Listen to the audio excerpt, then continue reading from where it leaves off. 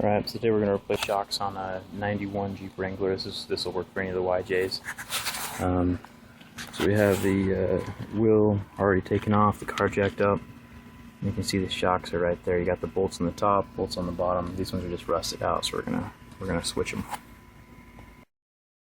So as I'm trying to take off the top bolt, it's a 14mm, and as I spin it, you can see that the top part of the shock is spinning as well. So what I do is I just grab a pair, and this is alright because we're just going to throw away these shocks anyway. But I'm just going to grab onto the bar like that with a pair of channel locks and then keep on twisting that wrench.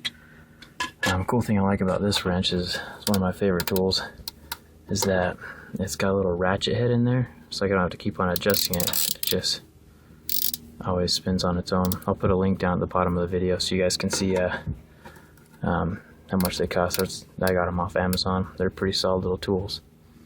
Anyway, so I'm just going to get rid of that bolt. Okay, so when you're installing the new shocks, just put the bolt through the bottom there. Usually the shocks come bound in some kind of way, so they don't stretch out. It's easier to ship and stuff. I put the rubber washer and the metal washer on it. And now I just have to extend it up into the housing there. So what I'm going to do is I'm going to cut that, and it'll extend on its own. And I just have to kind of guide it in there. It's a lot easier than with two hands, I'll tell you that.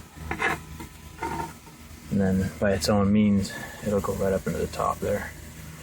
And then I'll put the other rubber washer on top with a little groove there, so it'll go down inside the metal housing.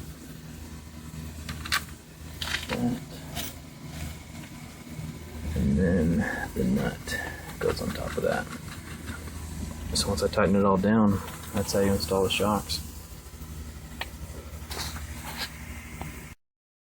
Alright, so shocks come with a kind of a metal sleeve that goes over the metal part of it, so dust and water and stuff doesn't go down inside of that. It is kind of a good idea to have them. They're not super important, but it's worth having. You can get them for just a couple bucks on Amazon. I'll put a link in the description so you can get some of those if that's what you want.